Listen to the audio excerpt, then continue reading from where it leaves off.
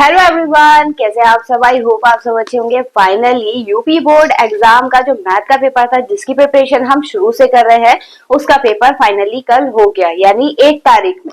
तो आज हम वही क्वेश्चन पेपर लेकर आए हैं। ठीक है, देखिएगा ये क्वेश्चन पेपर हम यहाँ पर सॉल्व करेंगे, तो देखते हैं कितने आप करेक्ट कर आए हैं और कितने रॉन्ग। तो चलिए देखते हैं। देखिए, हमारा फर्स्ट क्वेश्चन जो दे रखा है वो दिया है अब एक परिमेय संख्या और एक अपरिमेय संख्या का योग होगा।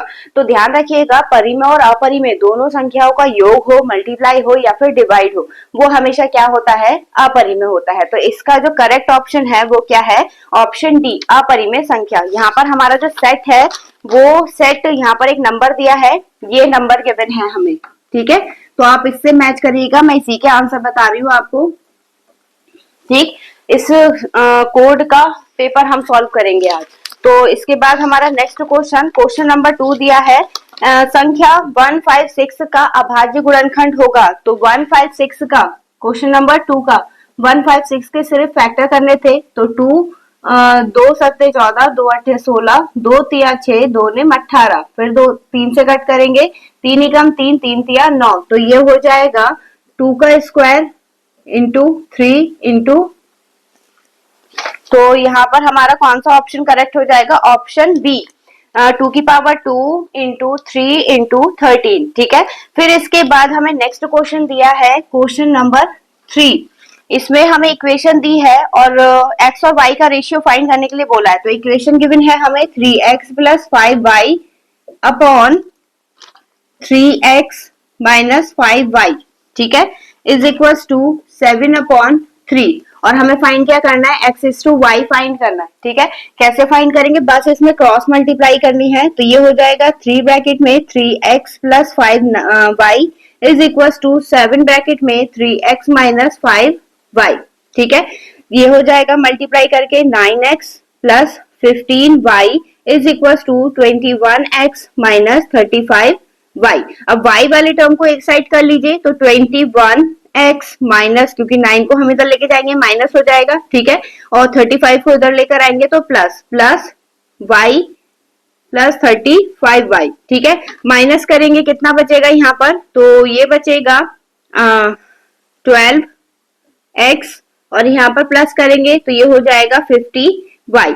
ठीक है, रेशियो पूछा है x इज टू वाई का, यानी x ऊपर रहेगा y नीचे, तो x यहीं पर है, y को हम अपॉन में लेकर आ रहे हैं, और 5 ऊपर है, सॉरी 50 है ये। ठीक है, 50 ऊपर है और ये 12, कट करेंगे 2 की टेबल से, 2 6 225। तो रेशियो क्या आएगा इसका, 25:6। तो कौन सा ऑप्शन करेक्ट है हमारा इसमें, ऑप्शन ए इसमें करेक्ट है। तो आई होप आप भी ऑप्शन ए ही लगाकर आए होंगे। फिर इसके बाद बढ़ते हैं इसके नेक्स्ट क्वेश्चन पर। चलिए देखिएगा इसका क्वेश्चन नंबर 4। क्वेश्चन नंबर 4 दिया है, निम्नलिखित समीकरण 3x square minus 2x plus 1/3 का विविक्तर होगा। तो विविक्तर कैसे काउंट करते हैं हम, क्वेश्चन नंबर 4 में दिया है 3x square minus 2x plus 1/3, इसका विविक्तर फाइंड करना है। तो ये होता है b स्क्वायर माइनस 4ac। ठीक है, इसकी वैल्यु हमें फाइंड करनी है। तो कैसे करेंगे, b की वैल्यू क्या है 2 माइनस 2 का स्क्वायर माइनस 4 इंटू a क्या है 3 और c क्या है 1/3, ये कट हो जाएगा। ठीक है, यहाँ पर आ गया 4 माइनस 4, तो विविक्तर कितना आ गया इसका, 0 आ गया। तो यहाँ पर हमारा आंसर ऑप्शन कौन सा करेक्ट हो जाएगा, ऑप्शन ए करेक्ट हो जाएगा। फिर इसके बाद दिया है निम्नलिखित सारणी का माध्य क्या होगा। तो माध्य निकालने के 2 तरीके हैं। आपके जो अब 9th में चल रहा है, वो सॉरी 10th में चल रहा है, वो है फॉर्मूले वाला। ठीक है, तो हम वही उसी तरीके से सॉल्व करते हैं इसे। यहाँ पर एक सारणी बना लेते हैं छोटी सी, तो ये हो गया वर्ग अंतराल।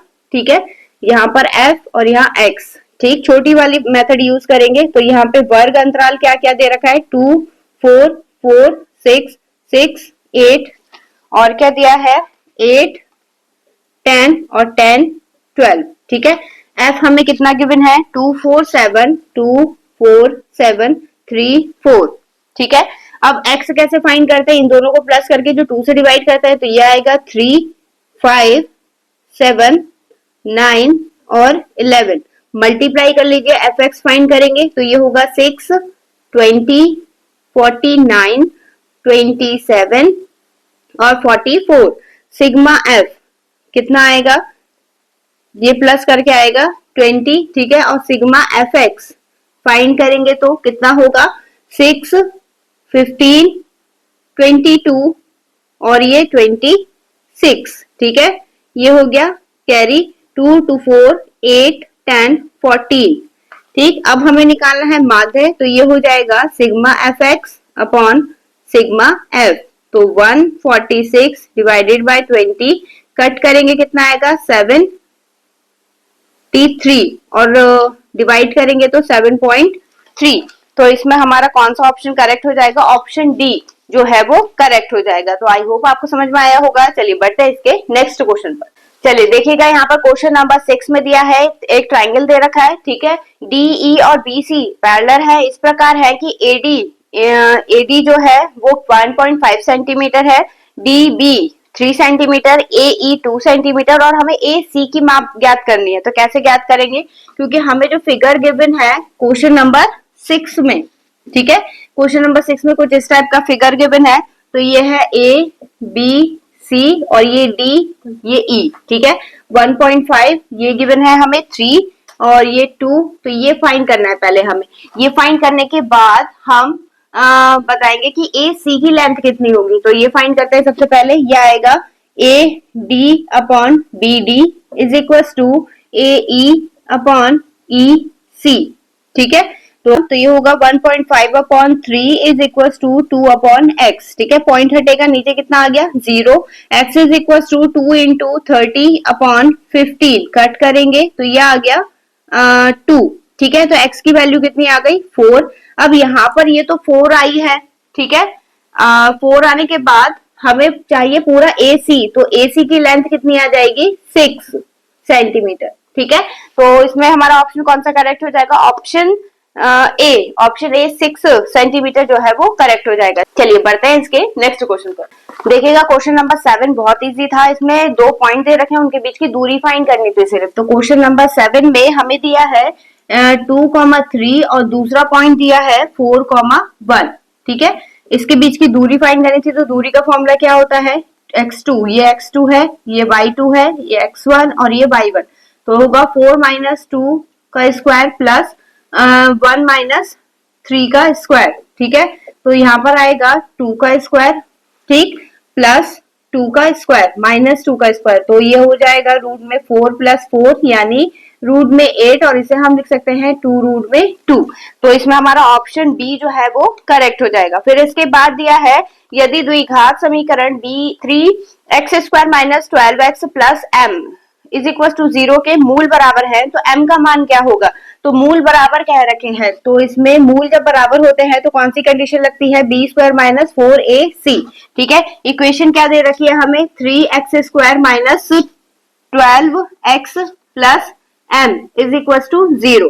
b की वैल्यू क्या है माइनस 12² माइनस 4 इंटू a3 और m इज इक्वल टू 0। इस वाले पार्ट को इधर लेके जाएंगे तो 12m इज इक्वल टू 144। ये इससे कट करेगा कितने टाइम में 12, तो m की वैल्यू कितनी आ गई 12, ठीक है। तो यहाँ पर हमारा ऑप्शन सी जो है वो करेक्ट हो जाएगा। फिर इसके बाद दिया है कि 9th क्वेश्चन में 15 और 25 का एचसीएफ हमें 5 दिया है, तो इनका एलसीएम क्या होगा। तो क्वेश्चन नंबर 9 में एचसीएफ और एलसीएम, तो ए कितना गिवन है 15, बी कितना गिवन है 25 और एचसीएफ गिवन है हमें कितना 5, ठीक है। अब एलसीएम निकालना, तो एलसीएम का फॉर्मूला क्या होता है ए इंटू बी अपॉन एचसीएफ, ठीक। तो ये होगा 15 इंटू 25 अपॉन 5, कट करेंगे 5 कितना आ गया 75। तो इसमें हमारा ऑप्शन कौन सा करेक्ट है, ऑप्शन बी। चलिए बढ़ते हैं इसके नेक्स्ट क्वेश्चन पर। देखिए यहाँ पर क्वेश्चन नंबर 10 दिया है हमें, एपी सीरीज दे रखी है और इसमें सार्वांतर ज्ञात करना। बहुत इजी क्वेश्चन है एपी सीरीज। क्वेश्चन नंबर 10 में दिया है 3 1 -1 और -3। इसमें हमें बताना था इसका सार्वांतर क्या है, तो सिंपल है बहुत, डी निकालने के लिए 1 पीछे वाले टर्म में से आगे वाले टर्म माइनस करना था बस।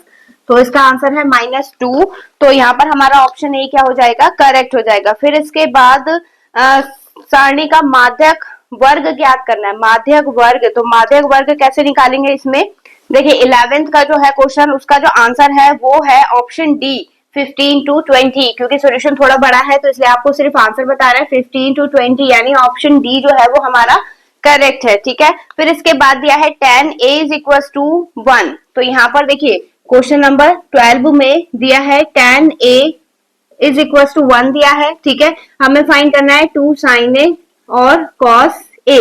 तो a की वैल्यू फाइंड करनी पड़ेगी, tan में किसकी वैल्यू होती है, ये सब एक दिन पहले करवाया था आपको। तो ये हो जाएगा tan a is equal to tan 45। 10 से 10 कैंसिल होगा, a की वैल्यू कितनी आ गई 45। ठीक है, अब इसमें पुट करेंगे तो 2 sin 45 इंटू कॉस 45। ठीक है, वैल्यू लगाएंगे तो 2 इंटू 1/√2 इंटू 1/√2, ये आ जाएगा 2 इंटू 1/2। 2 से 2 कैंसिल, आंसर कितना आ गया इसका 1। तो यहाँ पर ऑप्शन सी जो है वो करेक्ट हो जाएगा। फिर इसके बाद दिया है एक वृत्त के केंद्र से, तो यहाँ पर देखिए डायग्राम वाला क्वेश्चन है और ये सब करवाए हुए आए हैं आपके। तो यहाँ पर देखिए वृत्त के केंद्र से 25 सेंटीमीटर दूर, तो एक वृत्त ले लेते हैं। ठीक है, वृत्त के केंद्र से 25 सेंटीमीटर, ये कितना दिया है 25 सेंटीमीटर दूर स्थित बिंदु Q। ठीक है, बिंदु Q से स्पर्श रेखा की लंबाई, ये दिया है स्पर्श रेखा की लंबाई कितनी दी है 24 सेंटीमीटर।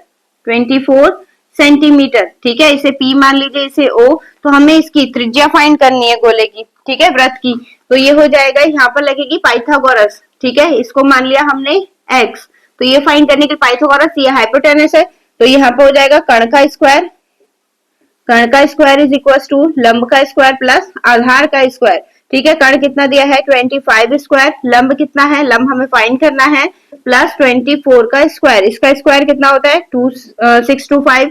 इसको इधर साइड लेकर आएंगे माइनस का, और स्क्वायर कितना होगा 576 is equal to x square. ठीक है, और x square is equal to minus करेंगे, कितना बचेगा इसमें, ये बचेगा 49। तो एक्स की वैल्यू कितनी आ गई 7 सेंटीमीटर। ठीक है, तो इसमें हमारा ऑप्शन कौन सा करेक्ट हो जाएगा, ऑप्शन ए जो है वो बिल्कुल करेक्ट है। इसके बाद बढ़ते हैं इनके लास्ट 6 क्वेश्चंस पर। तो देखिए क्वेश्चन नंबर 14 देखिएगा, यहाँ पर क्वेश्चन नंबर 14 में दिया है एक मीनार है। ठीक है, तो डायग्राम जैसे बोल रहा है वैसे बना दे रहे हैं। एक मीनार है, ये हो गई मीनार। मीनार की ऊंचाई हमें दे रखी है 20 मीटर।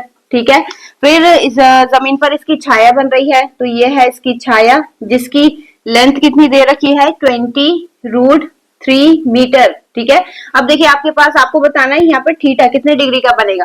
तो आपको ये लंब दे रखा है, ये आधार दे रखा है। लंब और आधार किस में होता है 10 में, तो यहाँ पर लिखेंगे tan theta is equal to 20/20√3। 20 से 20 कट होगा, ऊपर 1 है। ठीक है, तो tan theta is equal to 1/√3, और tan में 1/√3 किसकी वैल्यू होती है, ये होती है tan theta is equal to tan 30 की। ठीक है, तो थीटा की वैल्यू कितनी आ गई 30 डिग्री। अब देखें जरा ऑप्शन में, तो ऑप्शन ए जो है वो इसका बिल्कुल करेक्ट है। फिर इसके बाद दिया है क्वेश्चन नंबर 15 दिया है 14 सेंटीमीटर त्रिज्या के एक वृत्त का चाप उसके केंद्र से 30 डिग्री अंतरित कर रहा है। तो त्रिज्यखंड का क्षेत्रफल लगाना, आर आपके पास है, थीटा आपके पास है। ठीक है, तो यहाँ पर आर कितना है 14 सेंटीमीटर और थीटा कितना गिवन है 30 डिग्री। तो बस त्रिज्यखंड का फॉर्मूला लगाना था। तो त्रिज्यखंड का क्या होता है theta upon 360 pi r square. ठीक है, तो ये हो जाएगा 30/360 इंटू 14, पाई की वैल्यू 22/7 इंटू 14 इंटू